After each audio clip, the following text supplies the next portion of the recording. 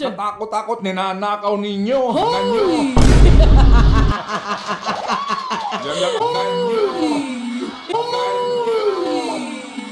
Pero kasi nga yung napakalaking ano kasi niyan doon sa basket ng inflation, yung pamasahe. Kaya ang gobyerno bago mag-aproba yan, nakatakot-takot muna na paliwanagan. Kasi nga po yan ay bahagi nito pong pagtatantya ng gobyerno sa inflation. Kasi yung inflation na iyan, bagamat siguro po namumuhay itong mga economic managers natin sa ibang planeta, yan po pinagbabasihan din ng mga interest rates, ng mga decision, etc. etc.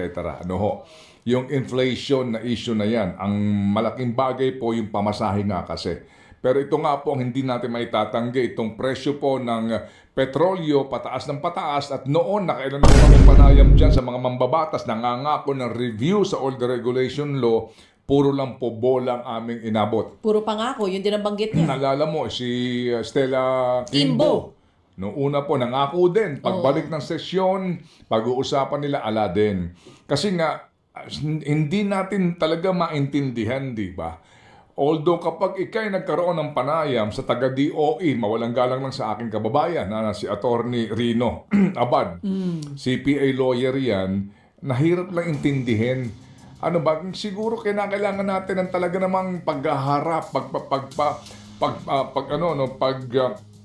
lalantad nitong mismong datos. Yung transparency. Kung magkano mo inangkat, magkano mo binili, yung pong sinasabi na unbundled na po na usapin sa presyuhan ng per liter. Kasi nga, hindi mo na maintindihan bakit ang petrolyo, basic, ang kanyang, kumbaga, ang crude oil, basic ko naman po pinaggagalingan yan Sabi ko ng mga eksperto Pero dati-rati po kasi kapag nag-uumento, hindi po diesel, kerosene, hindi Patong po across the board. Pero ngayon, iba-iba. Iba ang gas, iba ang diesel, at iba ang gasolina. Ngayon, ang average nito, mga kapatid, kung ang pinag-uusapan natin dito ay hindi po yung mga mamahaling uri ng petrolyo girl, no? Gaya po nitong mga, di ba may mga promo sila dyan, yung mga sinasabi po na may mga discount, may mga may mga promo sila may sa kanila pong advertising, may mga binabanggit na mga elemento, may dagdag doon sa kanila, parang sa Petron. Diba? Ang kanilang pinakamahal ay Blaze. Diba? Euro 6 o something. Mga ganun sila sinasabi. Kaya mas mahal siya kasi mas malinis, etc. Pero pag pinag-usapan po natin ngayon ng basic, mas mahal pa po. Saan ka naman nakakita? Dati-rati, mas mahal ang gasolina sa diesel. Kasi po ang diesel is mas marumi na fuel. Correct. Pero ngayon lumalabas po na either kapareho lang po yung presyo ng gasolina o mas mahal pa yung diesel. Parang nabaliktad na ang mundo. Kaya ang atin dito, yung paliwanag kung paano nyo ba kinekwenta ito. Ba't ka humanto sa 270? Tapos 170 sa piso. Ano yan, ruleta? Depende, no? Paikutin na lang nila. Ano yan, kung magkano ang gising nitong mga may-ari ng kumpanya ng langis? Tapos kanina doon sa balita din natin ang sinasabi, may oversupply ng langis, itong OPEC Plus.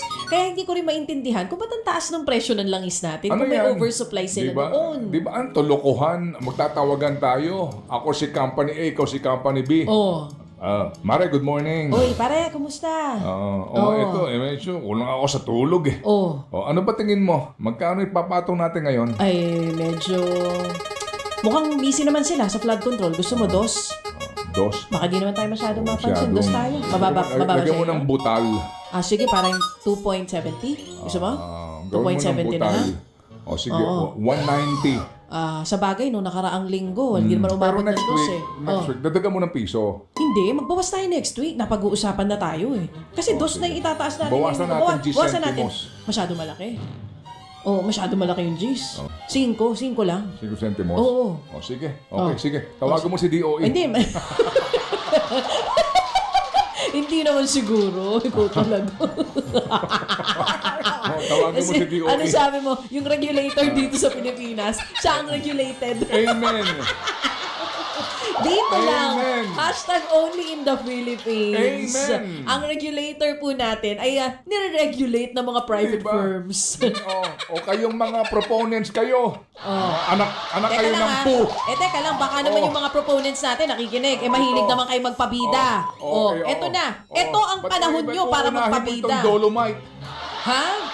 Kasi nga, kailangan nga daw malaman kung yung pagbabaha dyan sa Ermita Unahin at nyo sa ito. Malate, Oil deregulation ang cause law. ay Dolomite. Pero dali lang ha. Baka naman shakedown ang gawin ninyo. Wow, shake down. Di ba? Oo, eto na naman sila, di ba? Ang dami yan. Magpapatawag ng ganito, investigasyon, sineshake down lang. Pag nagkadilihensyahan na, tahimik na sila. Maghihiring sila isang beses lang.